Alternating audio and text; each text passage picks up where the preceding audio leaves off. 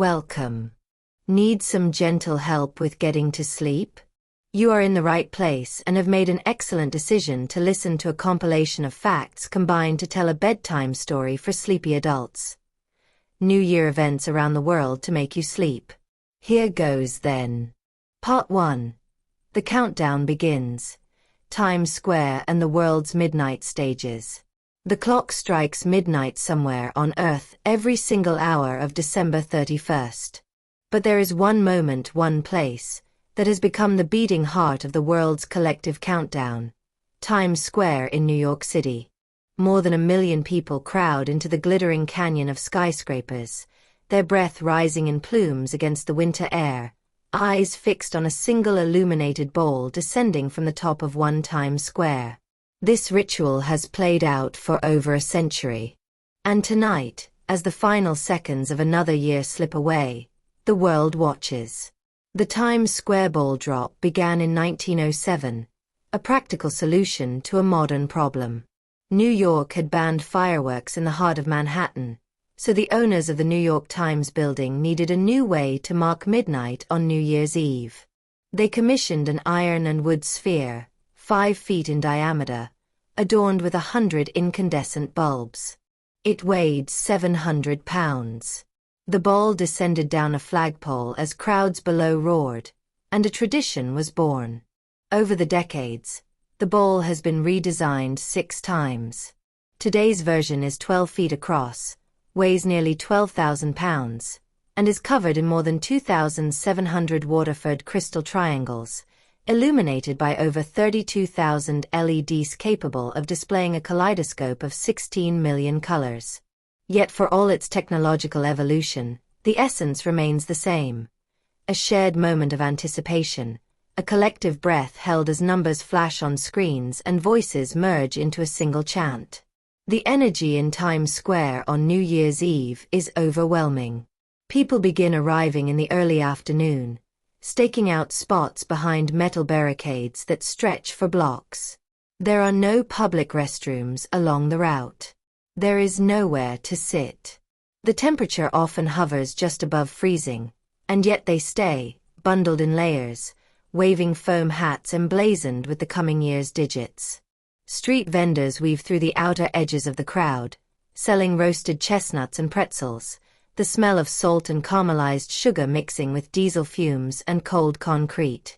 By 11 o'clock, the density is such that movement becomes nearly impossible. Shoulders press against shoulders. Strangers become companions through proximity and shared purpose. At 11:59, the ball begins its descent. 60 seconds. The crowd's volume rises, a wave building toward its crest. 50 seconds. Confetti cannons are loaded on the rooftops above, over 3,000 pounds of shredded paper, each piece hand-cut with messages of hope and reflection. 40 seconds. Television cameras sweep across the sea of faces, transmitting this moment to more than 1 billion viewers worldwide. 30 seconds. The crystal ball glows, cycling through brilliant hues: sapphire, ruby, emerald, gold. 20 seconds. The chant begins in earnest now, voices overlapping, a thunderous countdown that drowns out even the traffic on the surrounding streets. 10, 9, 8.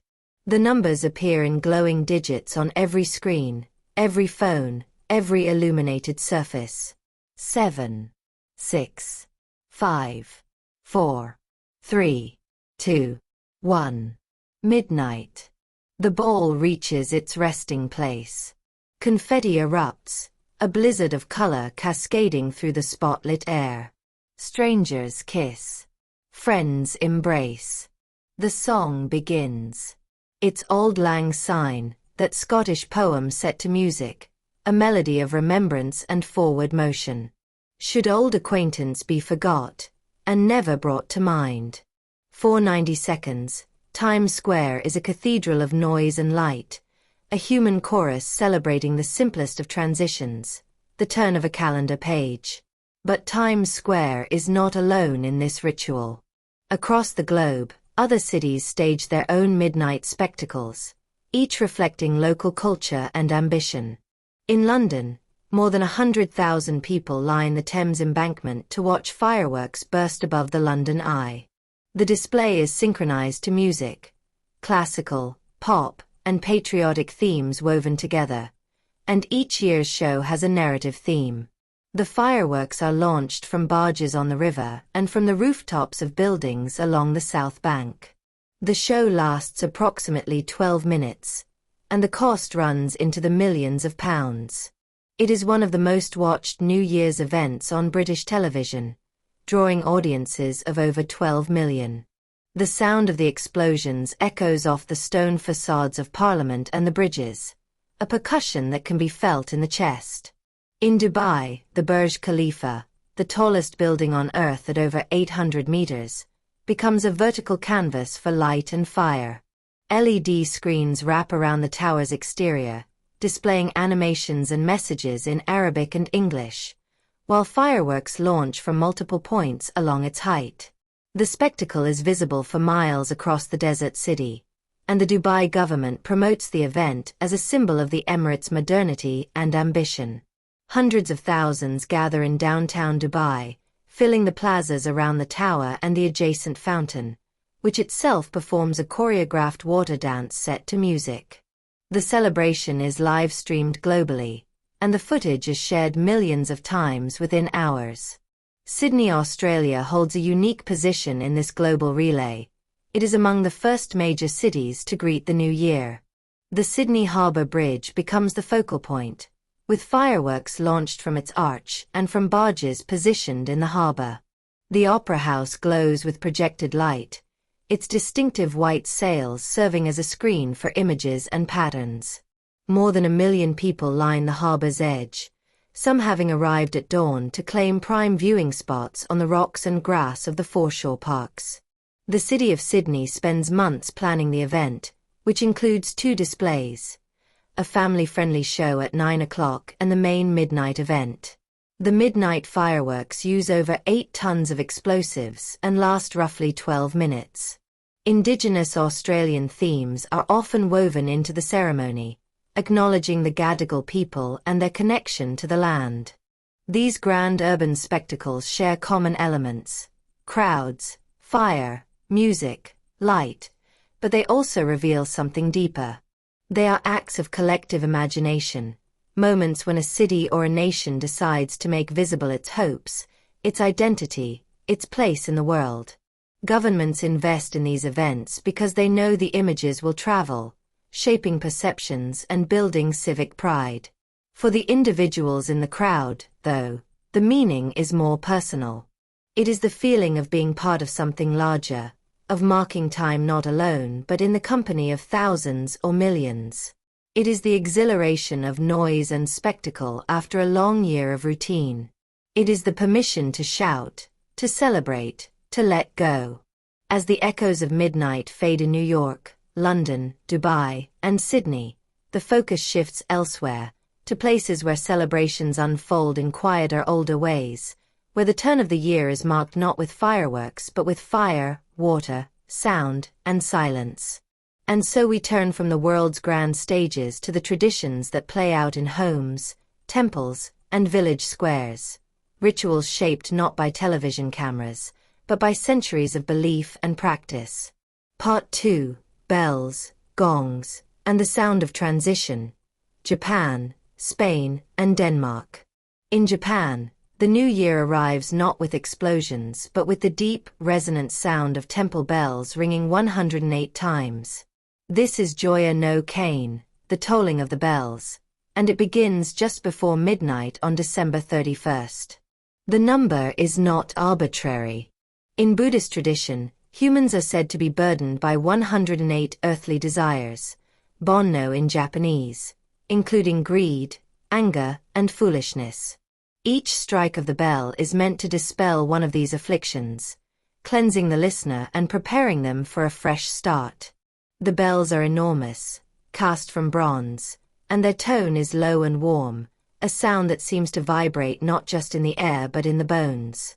The final strike lands after midnight, carrying the first moment of the new year on its reverberations. Temples across Japan participate in this ritual. Some of the most famous, like Kaion-in in Kyoto, where the bell weighs over 70 tons, draw thousands of visitors who stand in the cold night air, listening. At many temples, lay people are invited to take a turn pulling the thick rope that swings the wooden beam into the bell's surface. It requires coordination and strength. The beam is heavy, and the rope must be pulled in unison by several people. The sound, when it comes, is overwhelming. A tone so deep it seems to come from the earth itself. Between each strike, there is silence, a pause that stretches for nearly a minute, allowing the note to fade completely before the next begins.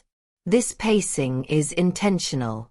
It creates space for reflection, for the mind to settle, for the old year's noise to dissipate. The practice of Joya no Kane dates back centuries, though its precise origins are difficult to pinpoint. Buddhist temples in Japan began marking the new year with bell ringing during the Kamakura period, which spanned from the late 12th to the early 14th century.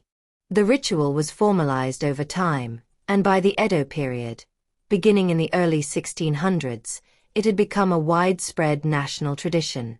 Today, Japanese public broadcaster NHK airs a special New Year's Eve program called Kahaku Yutagassen, a music competition watched by tens of millions. But as the clock nears midnight, many viewers switch channels or step outside to hear the temple bells, either in person or broadcast live from famous temples. The bells and the broadcast coexist, the ancient and the modern intertwined. For many Japanese families, New Year's Eve is a time of preparation as much as celebration. Homes are cleaned thoroughly in the days leading up to December 31st, a practice called osoji, or big cleaning. This is more than ordinary tidying. It involves scrubbing floors, washing windows, airing out futons, and clearing away clutter. The idea is to sweep out the old year's dust and misfortune, creating a purified space for good fortune to enter. On New Year's Eve itself, families often eat toshikoshi soba, long buckwheat noodles served in a hot broth. The length of the noodles symbolizes longevity, and the act of eating them is meant to sever the hardships of the past year. The noodles are slippery and must be slurped carefully. The broth is fragrant with dashi, soy sauce, and green onions. It is a simple, comforting meal, eaten late in the evening as the year winds down. At midnight, after the bells have finished ringing, many people visit a shrine or temple for Hatsumode, the first prayer of the new year. Shrines are crowded through the early morning hours of January 1st, with visitors tossing coins into offering boxes, clapping their hands twice to summon the kami, the Shinto spirits, and bowing in prayer. They purchase omakuji, paper fortunes that predict the year ahead, and buy protective amulets called omamori. The air at these shrines is thick with the smell of incense and the sounds of shuffling feet, hushed conversations, and the occasional clang of the bell rope that worshippers pull to announce their presence to the deities. Across the world in Spain, midnight brings a different auditory tradition, one of urgency and laughter. As the clock in Madrid's Puerta del Sol strikes 12, Spaniards attempt to eat 12 grapes, one with each chime of the bell. This is Los 12 uvas de la suerte, the 12 grapes of luck, and it is harder than it sounds. The bells ring quickly, with little pause between strikes, and the grapes must be eaten in time. No cheating, no eating ahead. Each grape represents good fortune for 1 month of the coming year. Miss a grape, and that month's luck is forfeit. Millions of Spaniards watch the broadcast from Puerta del Sol on television, grapes at the ready, laughing and choking and racing the clock. The tradition is barely more than a century old. It began in 1909, reportedly started by grape growers in the Alicante region who had a surplus harvest and needed a clever way to sell their product. A custom was invented, marketed, and adopted, and now it is as entrenched as any ancient ritual. The scene in Puerta del Sol itself is jubilant chaos. Tens of thousands of people pack into the square, many arriving hours early to secure a spot. They wear party hats, wave Spanish flags, and pass around bottles of cava, the sparkling wine from Catalonia. When the bells begin, the crowd falls into a synchronized rhythm, everyone cramming grapes into their mouths, cheeks bulging, juice running. By the 12th strike, the square erupts in cheers and embraces. The plaza smells of champagne and crushed fruit, and the cobblestones are slick with spilled drinks and grape skins. After midnight, the celebration continues in the streets. Impromptu parties, dancing, music from portable speakers. Madrid's metro runs all night on New Year's Eve, ferrying revelers across the city until dawn. In Denmark, the new year is greeted with noise of a different kind, the smashing of plates. It is a tradition with deep roots, though one that has faded somewhat in modern times. Throughout the year, Danes would save old or chipped dishes, and on New Year's Eve, they would hurl them against the doors of friends and neighbors. The more shards on your doorstep come morning, the more popular you were, the more friendships you had. It was an act of affection, a way of saying, I remember you, I value you. Today, the practice is less common in cities, but in some rural areas and smaller towns, you can still hear the crack of porcelain against wood as midnight approaches.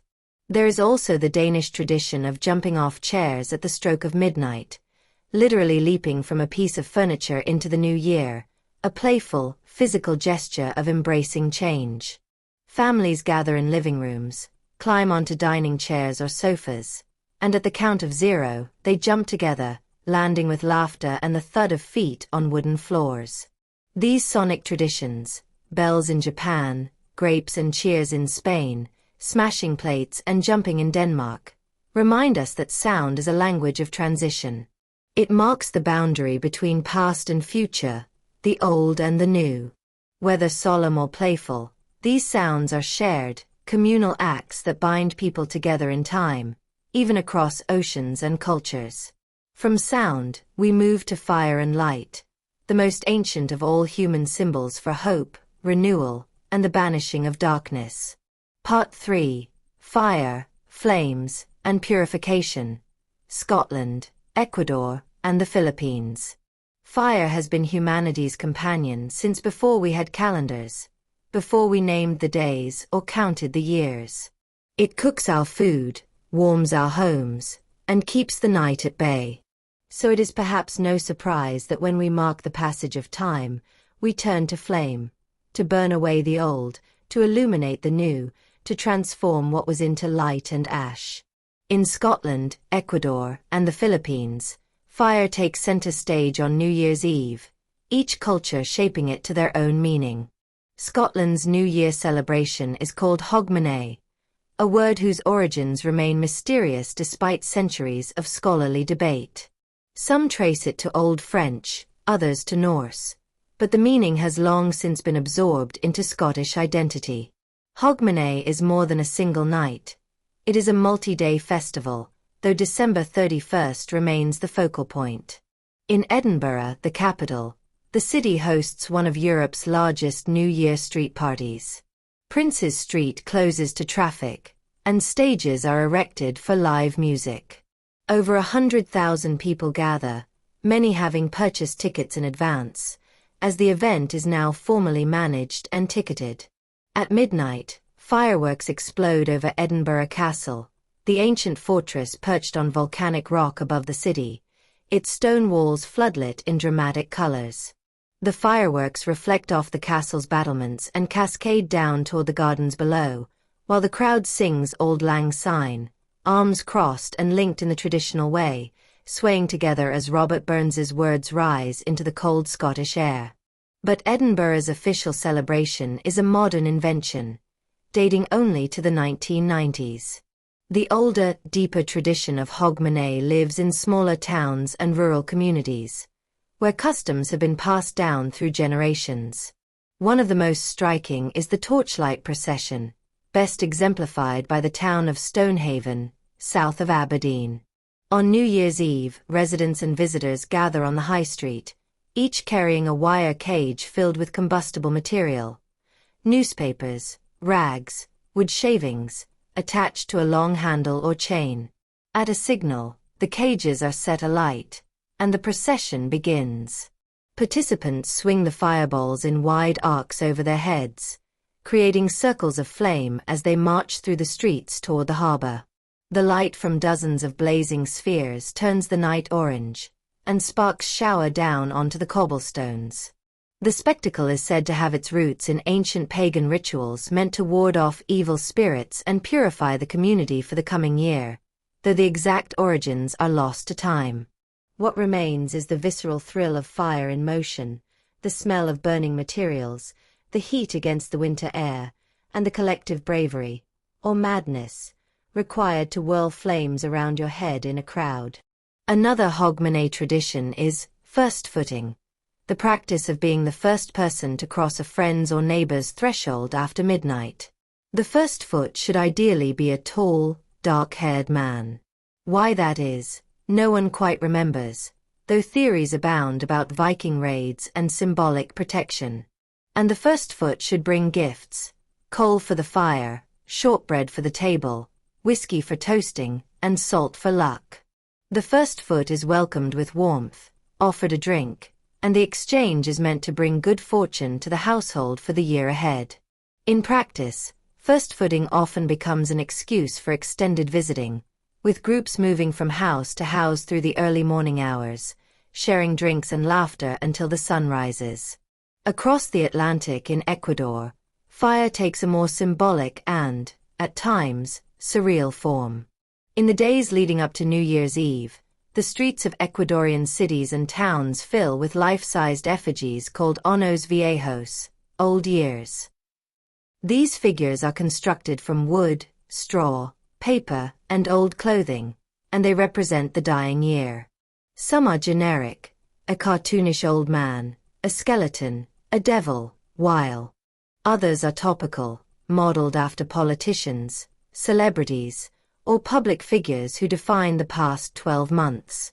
The craftsmanship varies from crude to remarkably detailed, and they are displayed outside homes and businesses, sometimes with signs listing the misfortunes or grievances of the year that the effigy embodies. On New Year's Eve, at the stroke of midnight, these effigies are set on fire. Entire neighborhoods erupt in flames as families ignite their Años Viejos in the streets. The fires burn hot and fast, the straw and paper catching quickly, and within minutes the figures collapse into smoldering piles. The smoke drifts through the streets, acrid and thick, carrying with it the symbolic weight of anger, disappointment, illness, bad luck, everything people want to leave behind. The tradition of burning Años Viejos has European roots, brought to Ecuador by Spanish colonists, but it has been adapted and amplified over generations. In recent decades, it has become increasingly elaborate and commercialized. Markets sell pre-made effigies, and some families spend weeks constructing their own. In Guayaquil, Ecuador's largest city, entire blocks become open-air galleries of effigies in the days before New Year, with families competing to create the most impressive or humorous figures.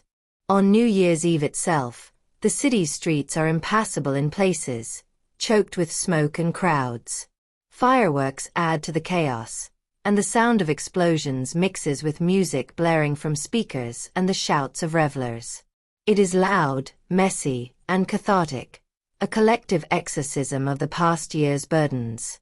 In the Philippines, fire and noise combine in a celebration that is among the most intense and unrestrained anywhere in the world.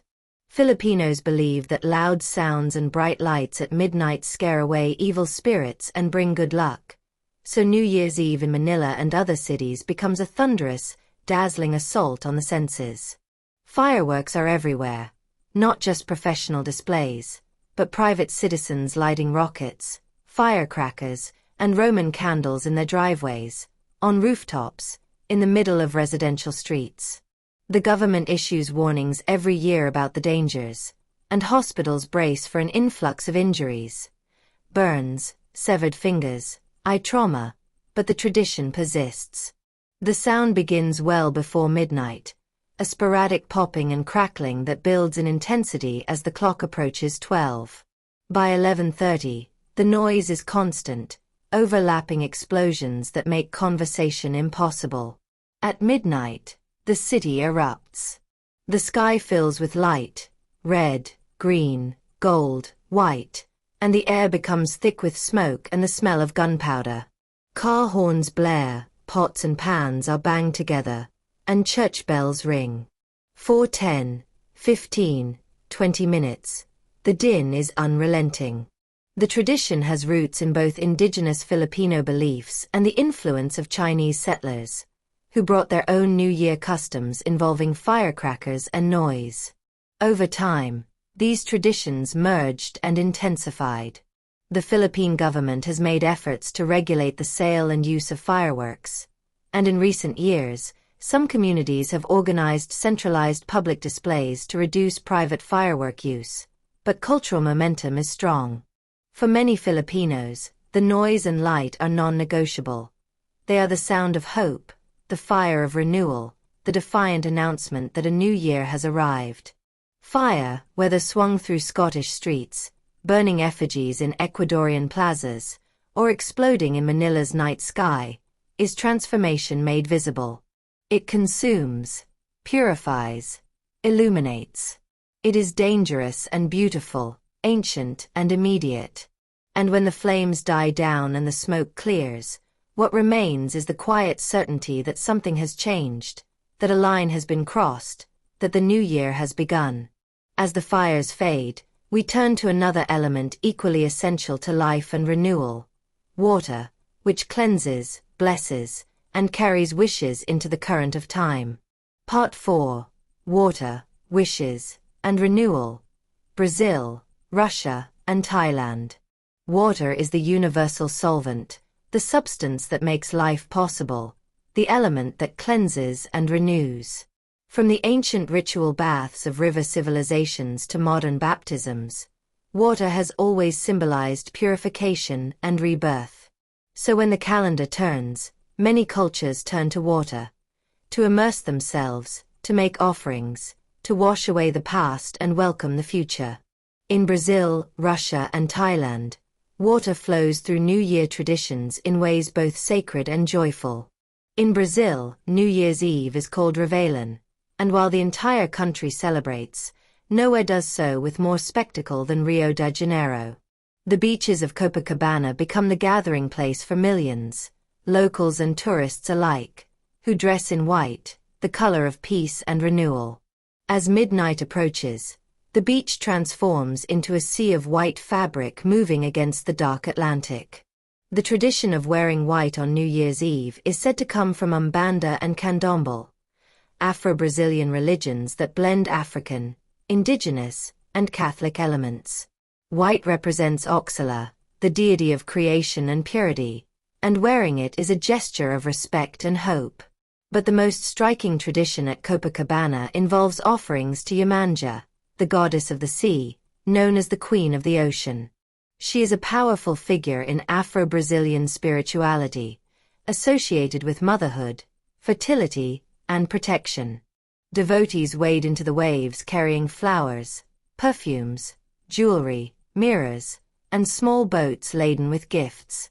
The boats are often handmade, decorated with ribbons and candles, and filled with items believed to please the goddess: white roses, champagne, combs, lipstick. The offerings are released into the surf, and as the waves pull them out to sea, people make wishes for the coming year. If the ocean accepts the offering, if it floats away rather than washing back to shore, the wish will be granted. If the gift returns, it is a sign to try again, to ask for something different, to reconsider one's desires. The scene at Copacabana on New Year's Eve is both reverent and festive. People stand knee-deep in the water, hands clasped in prayer, while others dance on the sand to samba and forró music blasting from speakers along the beachfront. At midnight, fireworks explode from barges positioned offshore, their reflections shimmering on the water's surface. The display lasts nearly 20 minutes, one of the longest in the world, and the beach erupts in cheers and applause. The smell of salt water mixes with the smoke of fireworks and the perfumes left as offerings, creating a scent that is uniquely Copacabana on this night. In recent years, the city of Rio has estimated that over 2 million people gather on Copacabana Beach for Réveillon, making it one of the largest New Year celebrations on the planet. Thousands of miles north, in Russia, water takes a different form: ice.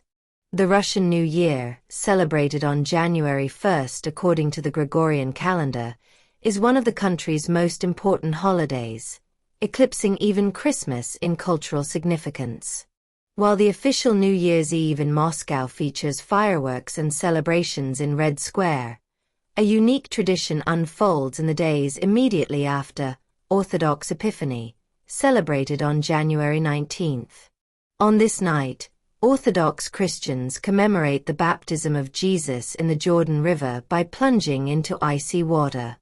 Holes are cut in frozen lakes and rivers, often carved into the shape of a cross, and believers, men, women, and children, lower themselves into water that can be near freezing, sometimes 0 degrees Celsius or colder. The practice is called kupal, and it is believed to cleanse the soul, wash away sins, and bring health and good fortune. Participants often immerse themselves 3 times, in honor of the Holy Trinity, dipping their heads beneath the surface despite the shock of the cold. The experience is intense and brief. Most people stay in the water for less than a minute. Afterward, they emerge gasping, skin flushed red, breath coming in sharp bursts, and quickly dry off and dress in layers of warm clothing. Heated tents are often set up nearby, and volunteers serve hot tea to help people recover. The tradition has seen a resurgence in post-Soviet Russia, and millions now participate across the country. In Moscow alone, dozens of official ice bathing sites are prepared, with safety personnel and medical staff on hand. The Russian Orthodox Church blesses the water at these sites, and believers collect bottles of it to take home, where it is kept and used throughout the year for blessings and healing. The practice of ice bathing is not new. It dates back centuries in Russian Orthodox tradition, though it was suppressed during the Soviet era when religion was officially discouraged. After the fall of the Soviet Union in 1991, the tradition re-emerged and has grown steadily. Today, it is both a religious observance and a point of cultural pride, a demonstration of Russian toughness and spiritual devotion. Television cameras capture the spectacle each year, broadcasting images of people crossing themselves before plunging into the ice-rimmed water, their expressions a mixture of determination, shock, and exhilaration. In Thailand, water plays a different role, one tied not to January 1st but to the traditional Thai New Year, Songkran, celebrated in mid-April. However, many Thais also observe the Gregorian New Year on January 1st, and water remains symbolically important. On New Year's Eve, temples across Thailand hold ceremonies where monks bless water by chanting Pali prayers over large bowls. This blessed water, called Nam Mon, is then given to worshippers, who drink it or sprinkle it over themselves and their loved ones as a form of purification and blessing. The water is believed to carry the merit and protection invoked by the monks' prayers. In Bangkok, the Chao Phraya River becomes a focal point for New Year's celebrations. Thousands gather along the riverbanks and on bridges to watch fireworks burst over the water. The river, which has been the lifeblood of Bangkok for centuries, reflects the light in shimmering columns, and boats decorated with lanterns float past, their passengers singing and celebrating. The smell of street food, grilled sauté, pad thai, sweet mango sticky rice, drifts through the crowds, and vendors weave between revelers selling foam horns, light-up toys, and garlands of jasmine flowers. The city government organizes the official fireworks display, which is synchronized to music and broadcast on national television, drawing audiences in the millions. The celebration is orderly compared to some countries, with police presence ensuring safety, but the atmosphere is warm and joyful. Families come together, friends embrace, and strangers share smiles and well wishes. The Gregorian New Year in Thailand is also a time for making merit, a Buddhist practice that involves performing good deeds to accumulate positive karma. People visit temples to donate food, money, or supplies to monks, and they release fish or birds as an act of compassion and symbolic liberation. In some communities, people also pour water over Buddha statues as a gesture of respect and renewal, gently washing away dust and leaving offerings of flowers and incense. The act is quiet, meditative, and deeply personal, a moment of connection with the divine as the year turns. Water, whether surging onto a Brazilian beach, cracking under Russian ice, or blessed in a Thai temple, is a reminder of the cycles that govern our lives. Rivers flow to the sea and evaporate into clouds that become rain. Water is never destroyed, only transformed, moving endlessly through the world. And so we offer it our wishes, our prayers, our bodies, trusting that it will carry them forward, that it will cleanse what needs cleansing and renew what needs renewal. From the flowing currents of water, we turn to the earth itself, and to the traditions rooted in what we eat, grow, and share as we step into the new year. Part 5. Food, Feasts, and Fortunes. Italy, the American South, and Greece. Food is more than sustenance. It is memory, tradition, identity. The meals we share mark the rhythms of our lives, birthdays, weddings, funerals, and the turning of the year.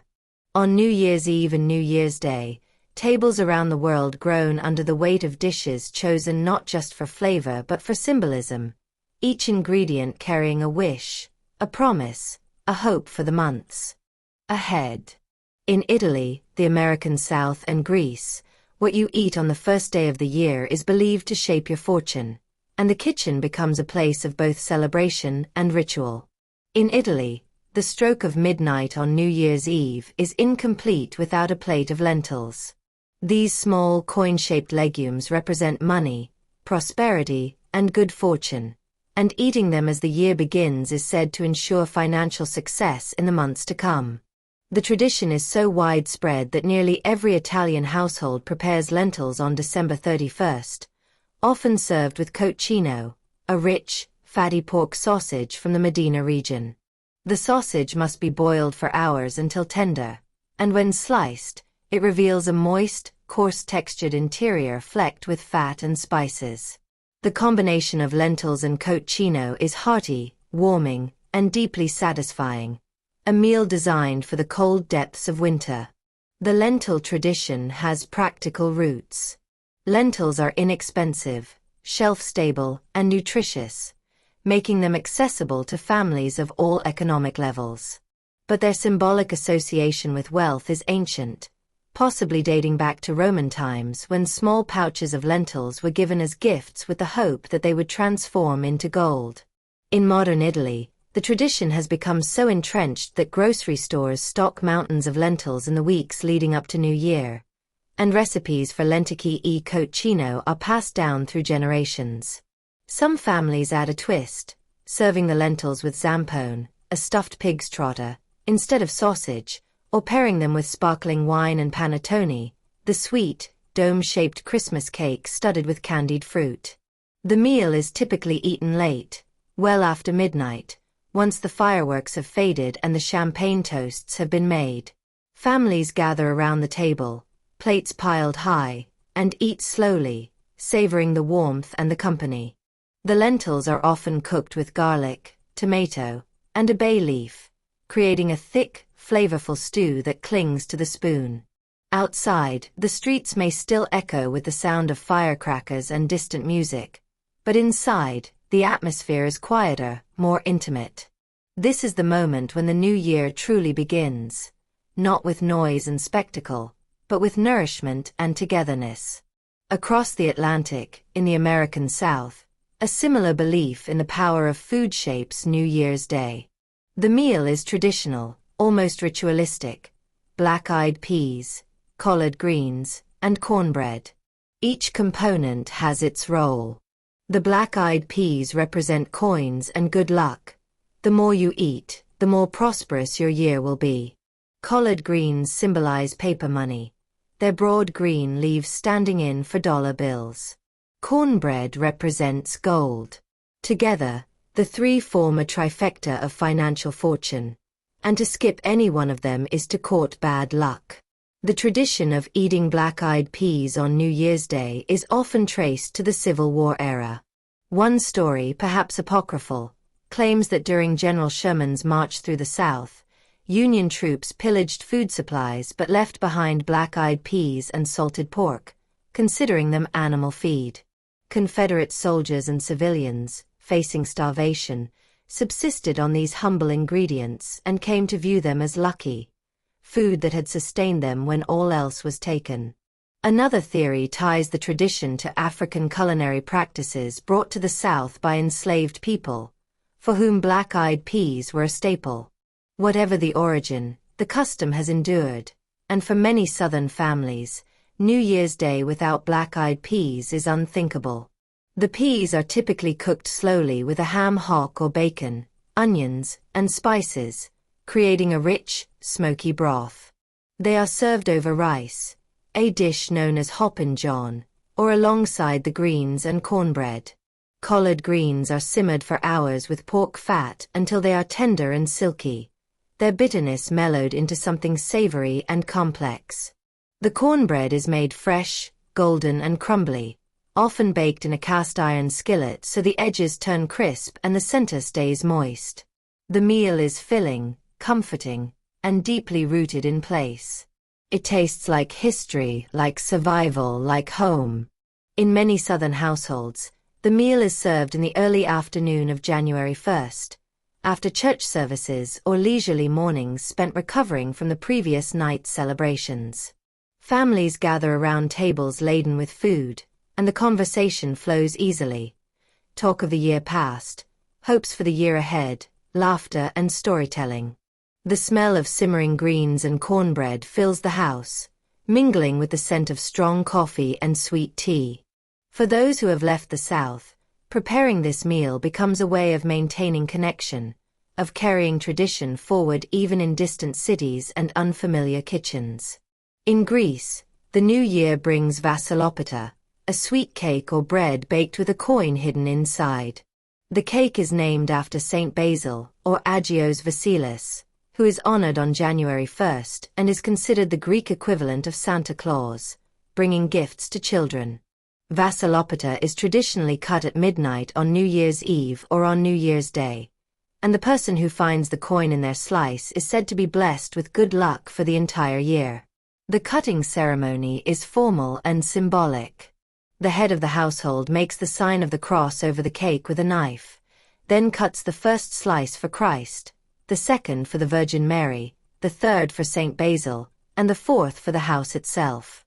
Only then are slices distributed to family members, usually in order of age, from eldest to youngest. The cake itself is often flavored with orange zest and molopai, a spice made from ground cherry stones that imparts a subtle, almond-like aroma.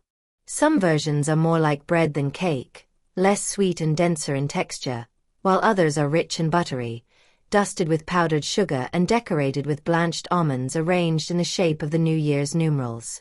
The coin, traditionally a gold or silver piece, though now often a simple euro, is wrapped in foil before being tucked into the batter to ensure it can be easily spotted and doesn't tarnish the flavor. The moment when the coin is discovered is one of excitement and celebration. Whoever finds it holds it up triumphantly, and the family cheers. In some households, the finder is also expected to keep the coin as a talisman throughout the year, a physical reminder of good fortune. The tradition of vassilopita dates back to the Byzantine era, over 1,000 years ago, and it has remained largely unchanged, passed down through countless generations of Greek families. It is a rare thing, a ritual that bridges the ancient and the modern, the sacred and the domestic, all contained within a simple cake. Food, whether lentils in Italy, black-eyed peas in the American South, or vassilopata in Greece, is a way of making the intangible tangible. We cannot control the future, but we can fill our bellies with symbols of hope. We cannot guarantee prosperity, but we can gather around a table and share what we have. And in the eating, in the tasting, in the passing of plates and the clinking of forks, we create the new year together, one bite at a time. From the intimacy of the table, we step back out into the streets, where entire communities come together in public displays of joy, color, and collective imagination. Part 6. Parades, Processions, and Public Spectacle. Philadelphia, Pasadena, and Vienna.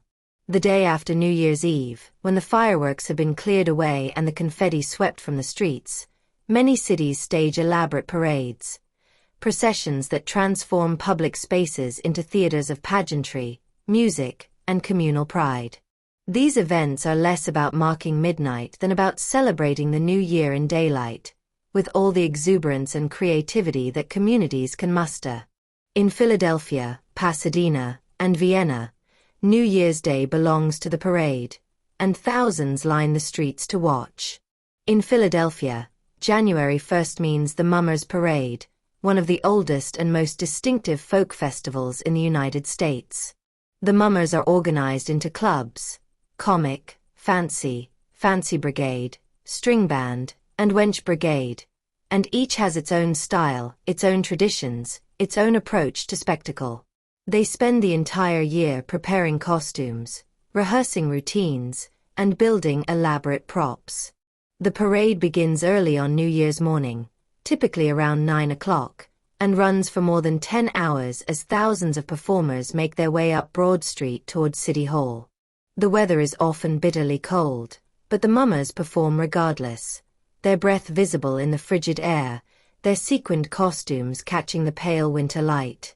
The costumes are astonishing. Fancy Division Mummers wear massive back pieces, structures that can weigh up to 100 pounds and tower 15 feet high, adorned with feathers, fabric, lights, and glittering ornaments. These back pieces are so large that performers must carefully navigate the wind, which can catch the surface area and throw them off balance. Comic Division Mummers, by contrast, favor satire and humor, dressing in outrageous outfits that lampoon politicians, current events, and social trends. Their faces are painted, their movements exaggerated, and their routines often involve slapstick humor and audience interaction. String bands march and play simultaneously, performing intricate musical arrangements on banjos, saxophones, accordions, and glockenspiels while executing choreographed dance steps. The music is bright and brassy, a blend of jazz, swing, and traditional Mummers melodies that has been described as uniquely Philadelphian. The Mummers tradition dates back to the 17th and 18th centuries, brought to Philadelphia by Swedish, Finnish, Irish, and German immigrants who carried with them folk customs of mumming. Costumed house-to-house visits, often involving music and performance in exchange for food and drink.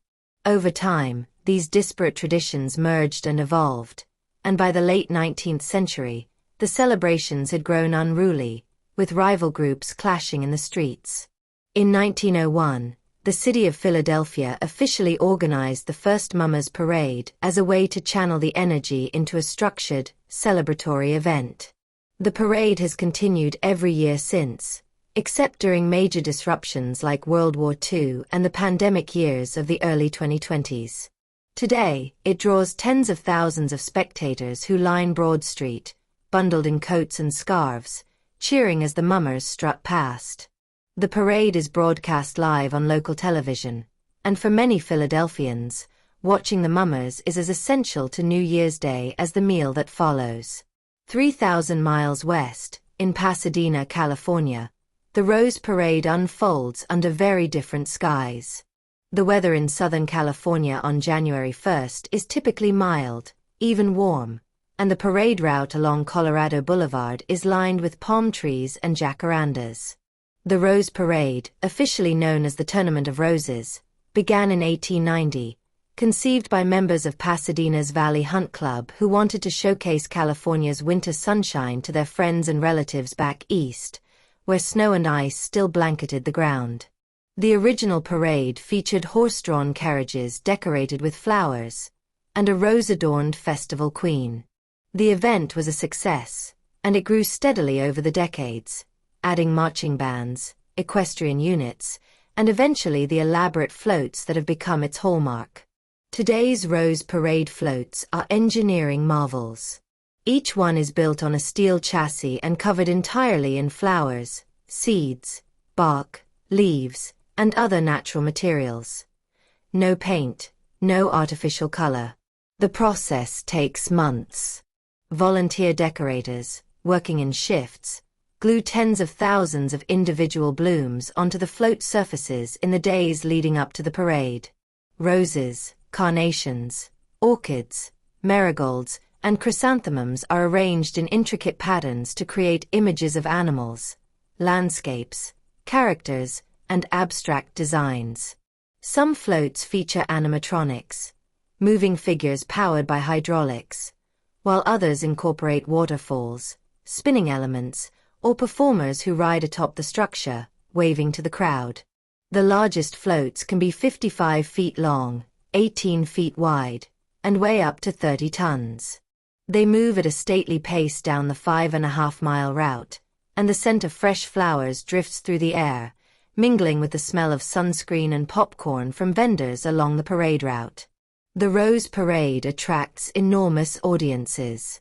Grandstands are erected along Colorado Boulevard, and tickets sell out months in advance. Many spectators camp overnight along the route, staking out spots on the curbs and sidewalks, sleeping in tents or chairs to secure a prime view. By the time the parade begins at 8 o'clock in the morning, an estimated 700,000 people line the streets. The parade is also broadcast internationally, with television audiences reaching tens of millions across more than 100 countries. It has become a symbol of American optimism and pageantry, a burst of color and life to begin the new year. Following the parade, the Rose Bowl college football game takes place in the afternoon at the stadium of the same name, a tradition that dates back to 1902. The game, the parade, and the accompanying festivities make Pasadena the center of New Year's Day for much of the United States, a place where winter is forgotten and the year ahead seems full of promise. Across the Atlantic, in Vienna, Austria, New Year's Day is marked not by a parade in the traditional sense, but by a musical procession of a different kind, the New Year's concert performed by the Vienna Philharmonic Orchestra. The concert takes place in the Gilded Musikverein Concert Hall, one of the finest acoustic spaces in the world, and it is broadcast live to over 90 countries, reaching an estimated 50 million viewers. The program consists almost entirely of waltzes, polkas, and marches by the Strauss family. Johann Strauss II, Joseph Strauss, and their contemporaries, whose music defined Viennese culture in the 19th century. The concert is light-hearted and elegant, a celebration of Austria's musical heritage, and it has been held annually since 1941. The conductor changes each year, and leading the Vienna Philharmonic on New Year's Day is considered one of the highest honors in the classical music world. The performance is meticulously prepared, with weeks of rehearsals, yet the concert maintains an air of spontaneity and joy. Between pieces, the conductor often engages in playful banter with the audience, and certain traditions have developed. The audience claps along to the Radetzky March, and the concert always concludes with two encores, Johann Strauss II's Blue Danube Waltz and Johann Strauss I's Radetzky March. The applause is thunderous, and the musicians, dressed in formal attire, smile and bow as the audience rises to its feet. For Austrians and classical music lovers worldwide, the New Year's concert is a ritual, a moment of beauty and refinement that stands in contrast to the noise and chaos of New Year's Eve. It is a reminder that the new year can be greeted not only with explosions and crowds, but with grace, harmony, and the timeless elegance of a Viennese waltz. From these grand public displays, we turn to quieter gestures, the small, personal acts that individuals and families perform to prepare themselves for the year ahead. Part 7. Resolutions, Rituals, and Personal Renewals. Germany, Mexico, and South Korea. While cities explode with light and crowds surge through streets, quieter transformations unfold in homes and private spaces. The new year is not only a public milestone but a personal threshold, a moment when individuals take stock of their lives and make promises to themselves. Some of these promises are grand: to change careers, to mend broken relationships, to pursue long-deferred dreams. Others are modest: to read more books, to call an old friend, to waste less time. But whether ambitious or humble, these intentions share a common impulse: the belief that we can shape ourselves, that we are not fixed but capable of change. In Germany, Mexico, and South Korea, the personal dimension of New Year takes distinctive forms, each culture offering its own rituals for renewal. In Germany, New Year's Eve is called Silvester, named for Pope Sylvester I, whose feast day falls on December 31st. The celebration is both communal and intimate. In cities like Berlin, Hamburg, and Munich, massive street parties draw hundreds of thousands, with fireworks launched by private citizens from balconies, parks, and sidewalks. A chaotic, decentralized display that turns the entire city into a theater of light and noise.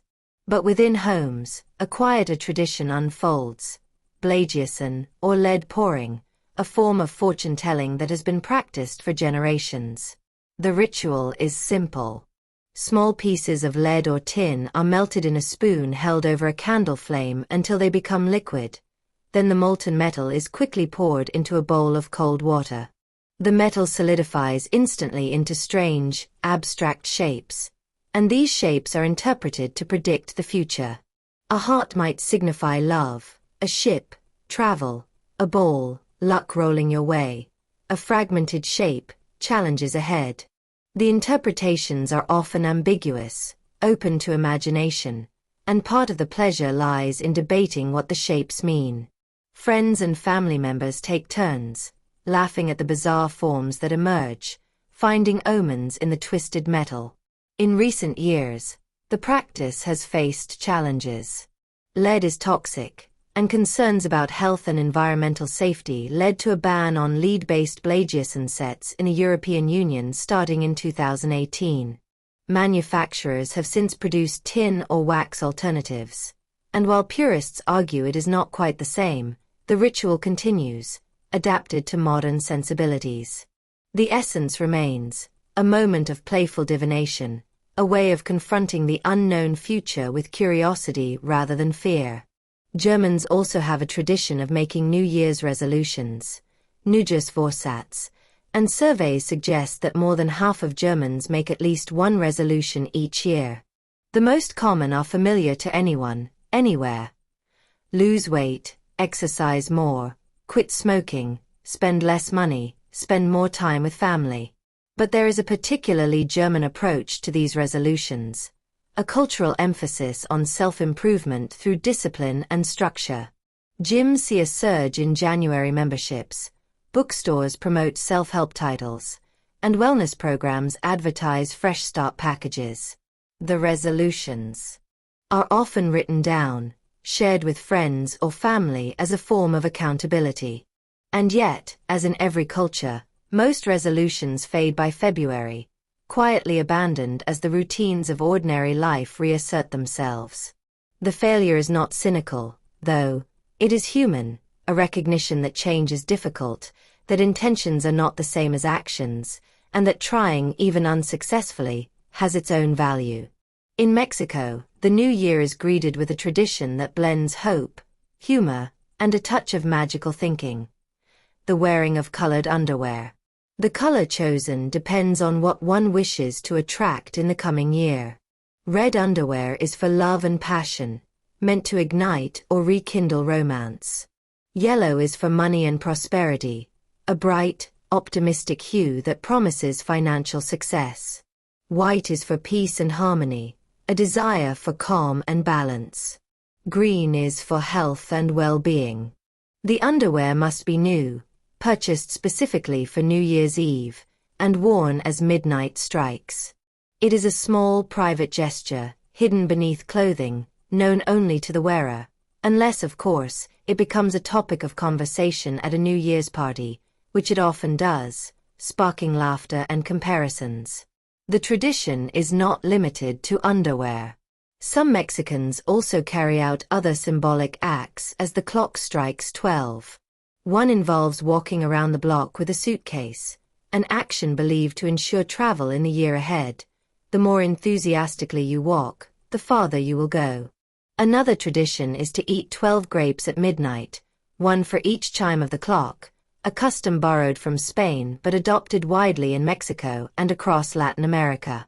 Still another involves placing money in your shoe or holding bills in your hand at midnight, inviting wealth to flow toward you. Some people sweep their homes from the inside out at the stroke of midnight, symbolically sweeping away bad luck and old troubles.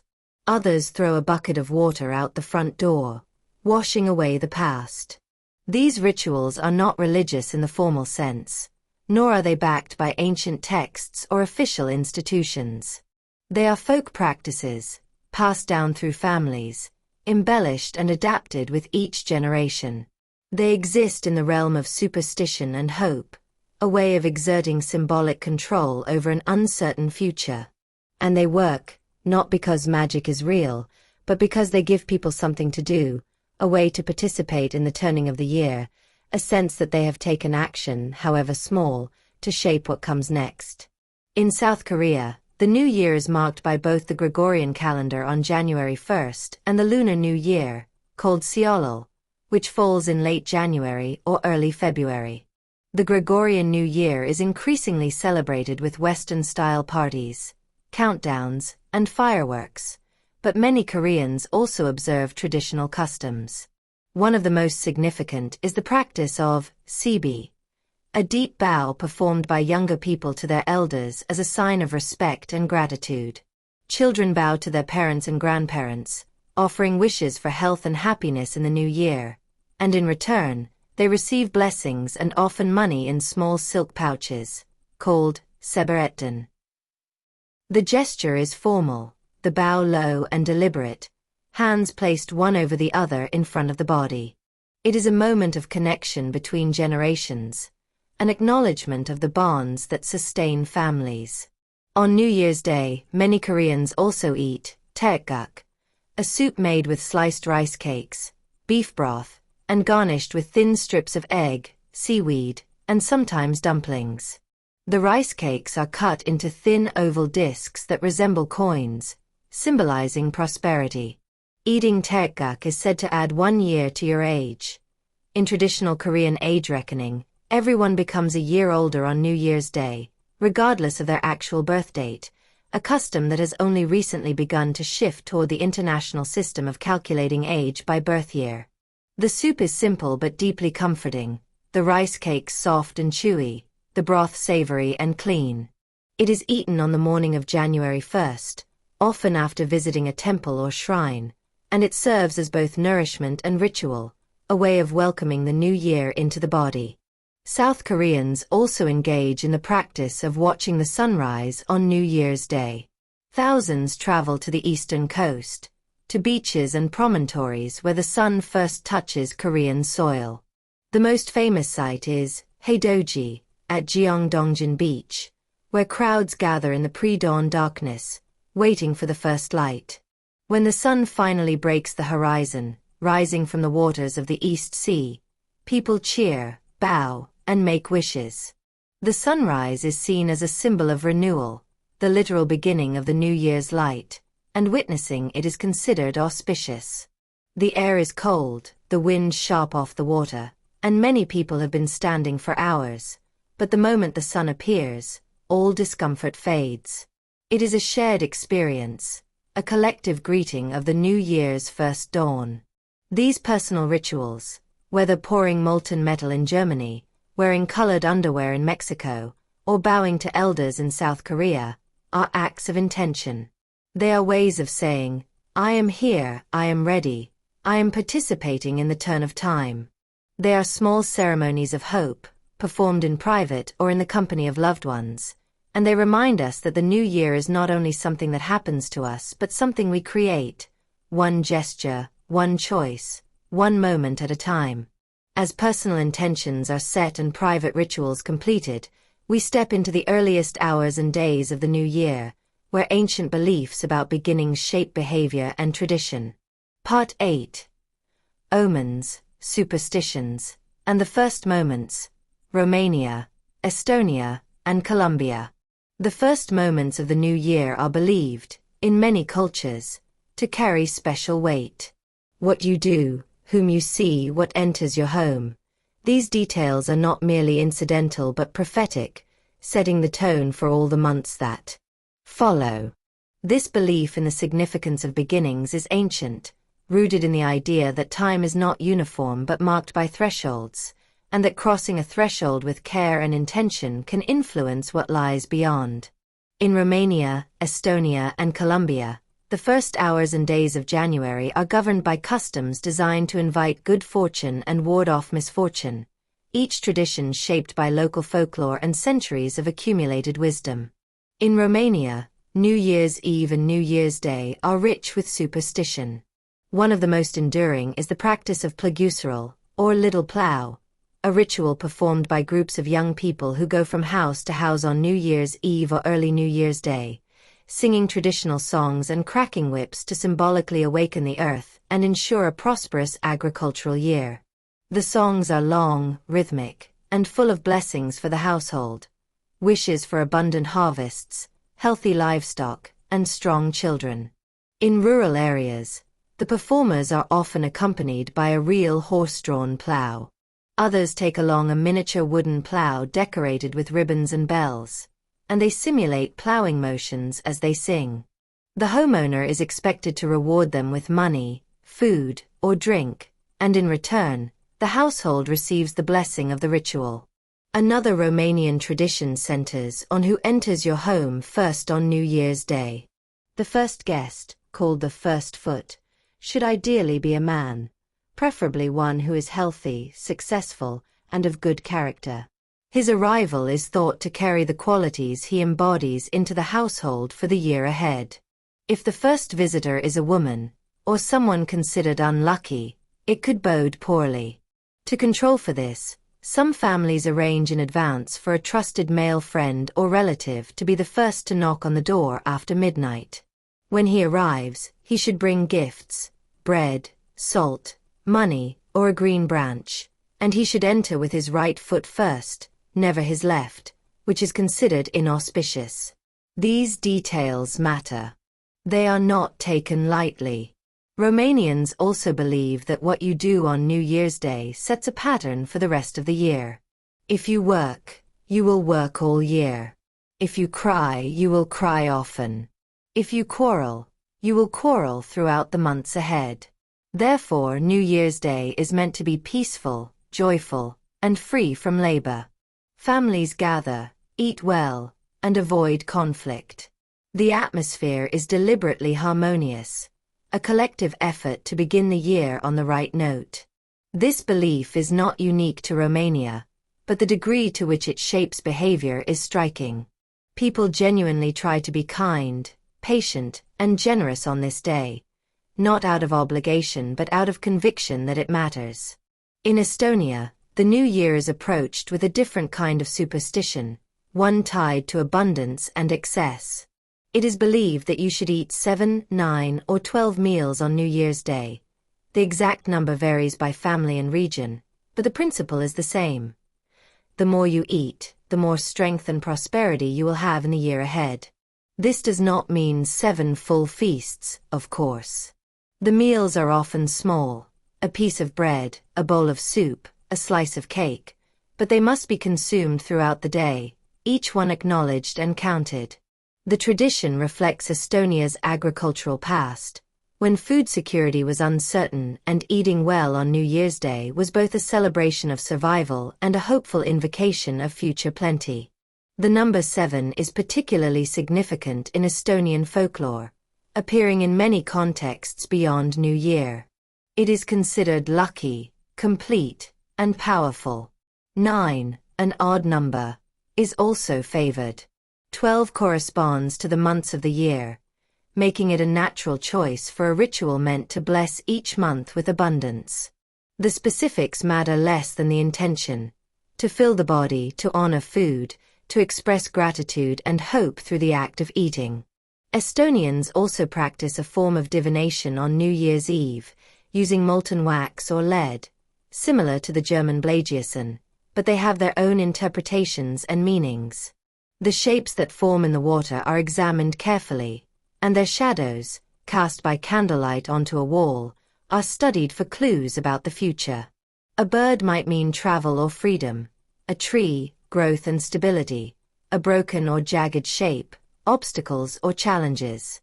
The ritual is performed in groups, with friends and family taking turns, and the interpretations are debated and refined through conversation. It is a social event as much as a mystical one, a way of spending time together while contemplating what lies ahead. In Colombia, the new year is greeted with energy, color, and a host of traditions designed to attract specific kinds of luck. One of the most widespread is the custom of wearing yellow underwear on New Year's Eve, similar to the Mexican tradition but with a singular focus on yellow, which is believed to bring happiness and financial success. The underwear should be new and, according to some versions of the tradition, should be given as a gift rather than purchased by the wearer, and it should be worn inside out until midnight, then turned right side out as the new year begins. The specifics vary, but the core belief is consistent. Yellow is lucky, and wearing it close to the body invites fortune. Colombians also engage in symbolic acts of travel and renewal. At midnight, many people grab a suitcase, empty or lightly packed, and run around the block or up and down the street, a ritual meant to ensure travel and adventure in the coming year. The faster and farther you run, the more you will travel. It is a joyful, slightly absurd sight. Entire neighborhoods filled with people sprinting with luggage, laughing and shouting to each other, breathless and exhilarated. In cities like Bogotá, Medellín, and Cali, the streets fill with runners, and the sound of footsteps and rolling suitcase wheels echoes through the night. Another Colombian tradition involves lentils.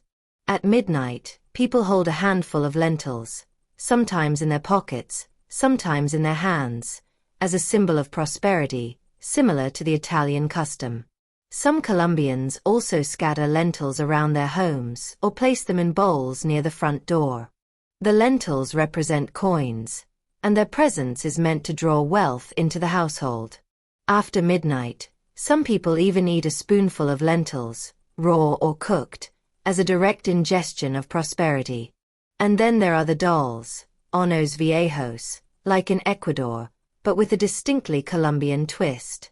Life-sized effigies are built and dressed, representing the old year or figures from the past year. At midnight, these dolls are burned in the streets, though the practice has faced restrictions in some cities due to fire safety concerns and air quality issues.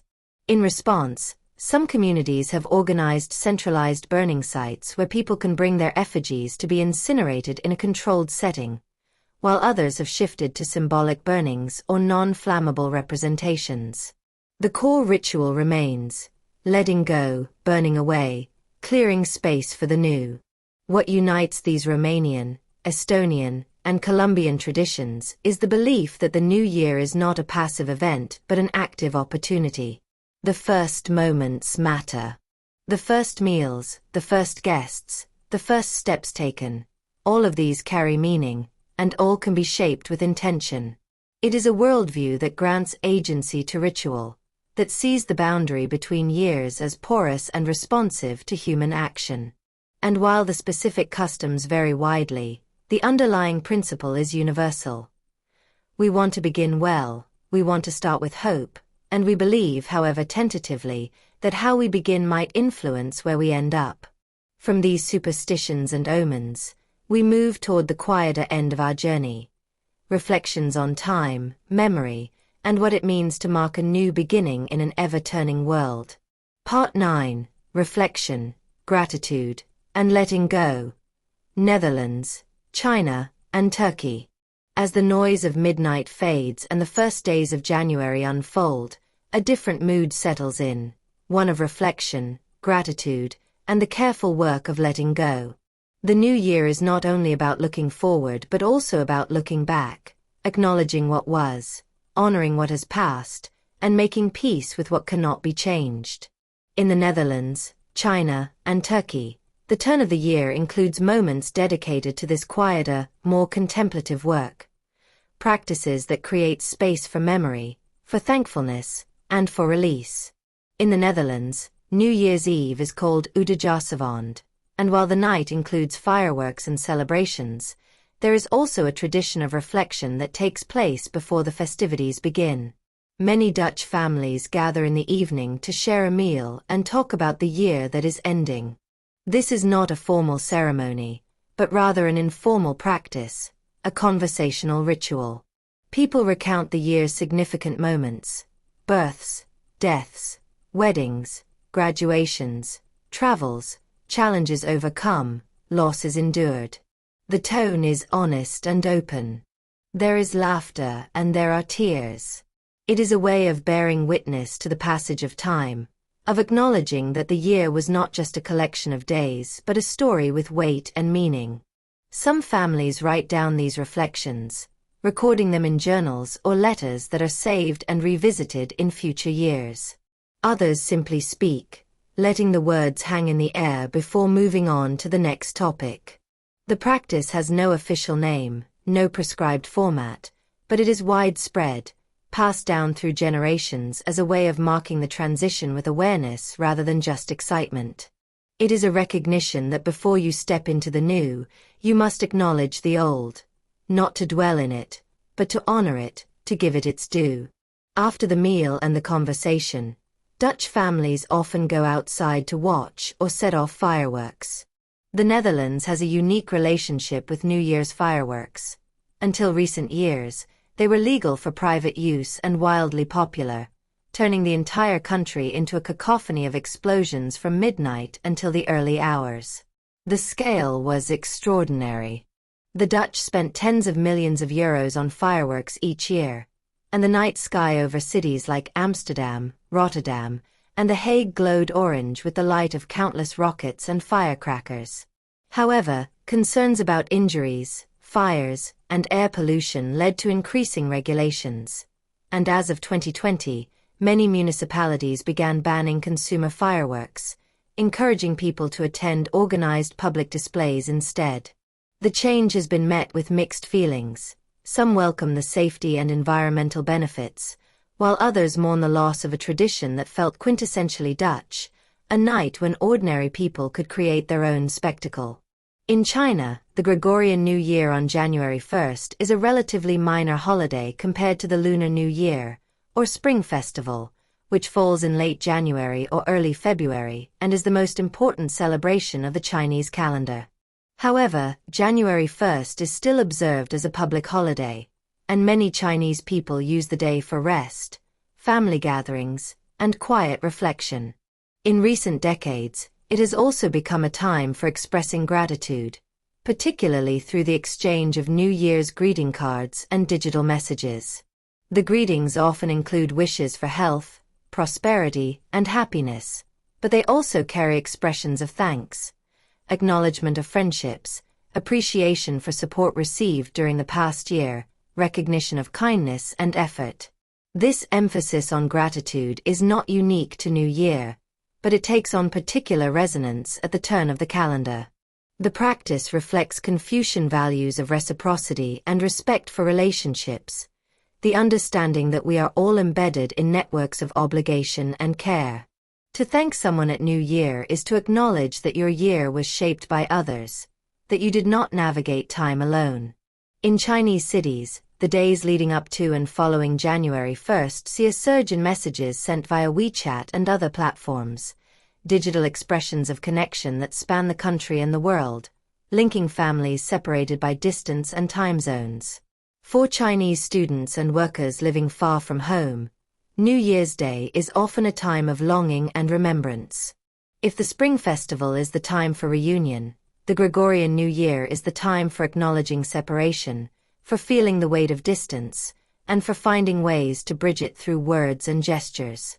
Video calls are made, photos are shared, and plans are discussed for the coming Spring Festival reunion, when everyone will gather again. The day carries a bittersweet quality, hope for the future mixed with nostalgia for the past and a gentle sadness for what cannot be recovered or relived. In Turkey, the Gregorian New Year, Yılbaşı, is celebrated with enthusiasm, particularly in urban areas like Istanbul, Ankara, and Izmir. The night includes parties, meals, music, and the figure of Noel Baba, the Turkish interpretation of Santa Claus, who appears in malls and on television despite Turkey being a predominantly Muslim country. The celebration is secular, a time for joy and festivity that transcends religious lines. But woven into the celebrations is a tradition of reflection and renewal tied to water and the natural world. On New Year's Day, some Turkish families visit turbe, shrines or tombs of saints and revered figures, to offer prayers and seek blessings for the year ahead. These sites are often quiet, tucked away from the noise of the city, and visiting them is an act of spiritual grounding. People light candles, say prayers, and sit in silence, contemplating the year that has passed and the year to come. The atmosphere is meditative, a counterpoint to the noise of the previous night. The shrines are open to all, regardless of religious affiliation, and they serve as places of pilgrimage and peace. Turkey also has a tradition of charity and giving during the New Year period. Many people donate to those in need, money, food, clothing, as a way of starting the year with generosity and compassion. The act of giving is seen as purifying, a way of clearing debts, both material and spiritual, and creating space for new blessings. In neighborhoods across Turkish cities, you will find impromptu donation stations, where people drop off items for distribution to families facing hardship. The practice is informal but widespread, rooted in Islamic principles of zakat and sadaqah, obligatory and voluntary charity, but practiced by many Turks regardless of their level of religious observance. It is simply part of what you do when the year turns. You take stock, you give what you can, and you hope that your generosity will return to you in unexpected ways. Another Turkish custom involves writing down the things you wish to leave behind, regrets, mistakes, grudges, fears, on pieces of paper, then burning them at midnight or shortly after.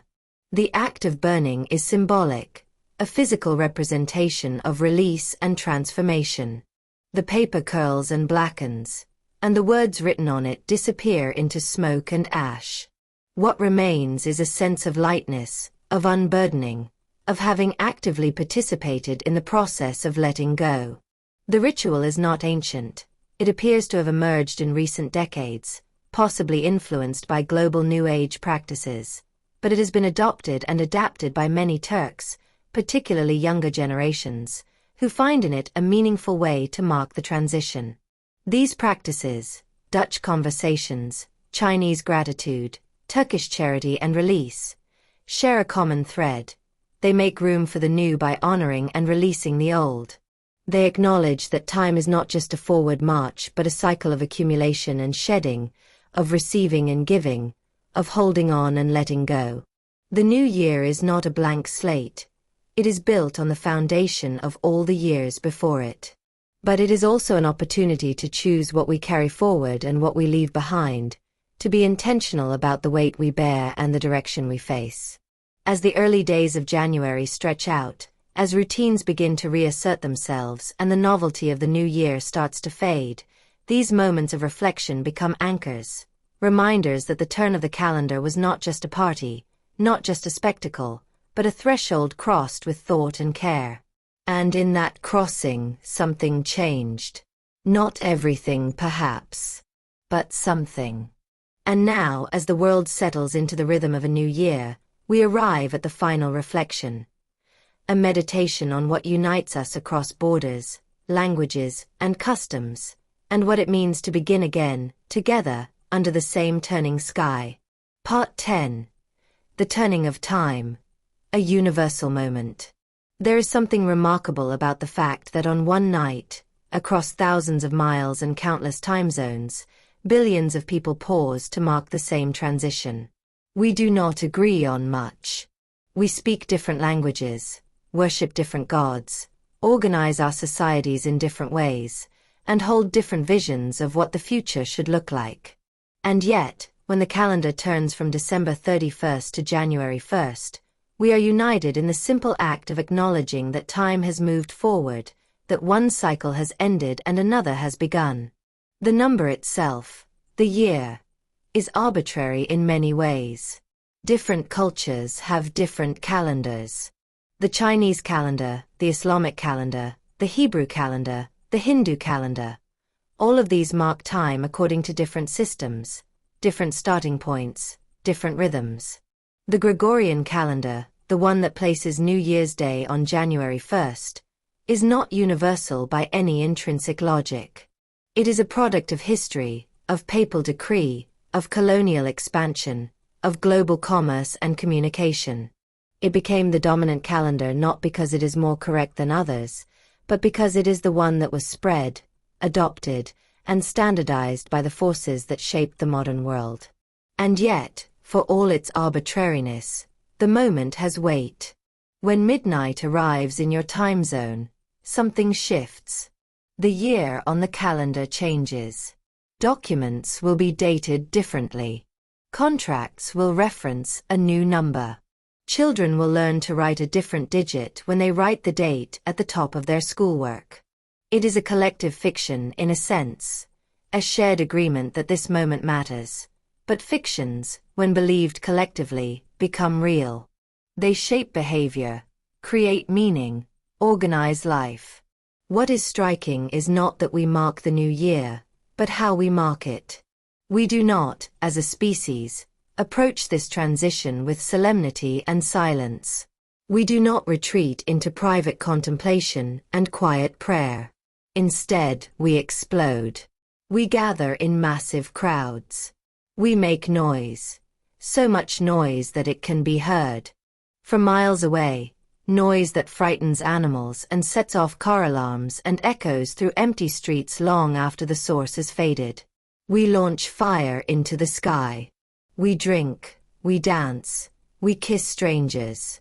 We stay awake when we should be sleeping, we spend money we do not have, we make promises we will not keep. We are excessive, exuberant, reckless. We are joyful. And then, in the days that follow, we become quieter. We eat special foods. We visit family. We clean our homes. We make resolutions. We reflect on what has passed and imagine what might come. We perform small rituals, wearing certain colors, eating certain dishes, welcoming certain guests. Rituals that feel to us like they matter, like they might tip the scales of fortune in our favor. We know intellectually that these rituals have no power. We know that the universe does not care whether we ate lentils or grapes, whether we wore red or yellow underwear, whether we jumped off a chair or ran around the block with a suitcase. And yet, we do it anyway. We do it because it feels good to do something, to participate, to believe, even for a moment, that we have some control over what comes next. The truth is, we do not know what the new year will bring. We never do. History is full of years that surprised everyone, years that began with hope and ended in tragedy, years that began in despair and ended in unexpected grace. The future is opaque. The only thing we know for certain is that time will continue to pass, and we will continue to live in it, making choices, facing consequences, adapting to circumstances, trying to shape our lives even as we are shaped by forces beyond our control. But the new year gives us a moment to reset, to recalibrate, to imagine that we are starting fresh. It is a psychological gift, a cultural permission slip to let go of the past, to forgive ourselves and others, to try again. The slate is not truly wiped clean. Our debts remain, our problems persist, our bodies and minds carry the accumulated weight of all the years before, but we pretend for a moment that it is. And in that pretense, there is power. There is the possibility of change. What unites all the traditions we have explored tonight, the countdowns and the fireworks, the bells and the gongs, the fires and the water, the food and the rituals, the parades and the prayers, the resolutions and the reflections, is this: they are all ways of marking a boundary, of saying, here is where the old ends and the new begins. They are ways of making visible something that is otherwise invisible. Time is not a thing you can see or touch. It does not stop or start. It simply flows, constant and indifferent. But we need markers. We need moments that stand out from the ordinary flow, moments that feel significant, that give structure and meaning to the endless succession of days. And so we create them. We agree collectively that this night, this moment, this transition is special. And because we agree, it becomes special. It becomes a night worth staying awake for, worth traveling for, worth gathering for. It becomes a night when strangers feel connected, when cities feel like communities, when the world feels, however briefly, like a single shared experience. Of course, the feeling fades. By January 2nd or 3rd, the world returns to its usual divisions and conflicts. The sense of unity dissipates. The resolutions begin to crumble. The decorations come down. The leftovers are eaten or thrown away. Life reasserts itself, with all its complications and disappointments and mundane demands. The new year stops feeling new. But for one night, and for a few days afterward, we allowed ourselves to believe. We believed that the future could be better. We believed that we could be better. We believed that the turn of the calendar meant something, that the rituals we performed had value, that the time we spent together was not wasted. And maybe that belief, fragile and temporary as it is enough. Maybe the act of believing, of hoping, of trying, is itself the point. The Earth continues its orbit around the sun. The moon waxes and wanes. The seasons turn. Time flows forward, as it always has, as it always will. We are small, brief creatures, living short lives on a pale blue dot suspended in an immense and indifferent cosmos. And yet, we find ways to mark our existence, to celebrate our persistence, to honor the passage of time and the fact that we are here to witness it. The new year is not magic. It will not solve our problems or heal our wounds or guarantee our happiness. But it is a reminder that we are still here, still turning with the planet, still part of the great, slow dance of time. And in that reminder, there is comfort. There is continuity. There is the quiet assurance that as long as the world keeps turning, as long as the calendar keeps changing, as long as we keep gathering to mark these moments, we are not alone. So as the first days of the new year stretch out ahead, as the excitement fades and the routines return, carry with you the memory of this night. Remember the noise, the light, the laughter, the food, the faces of the people you love. Remember that for one moment, the whole world paused to acknowledge the same thing. That time moves, that years end and begin, and that we are here together to witness it. The new year has arrived. And you are part of it. And that, in itself, is something worth celebrating. Sleep well. The world turns. And you turn with it. And when you wake, the new year will still be waiting, full of possibility, full of time, ready for whatever comes next.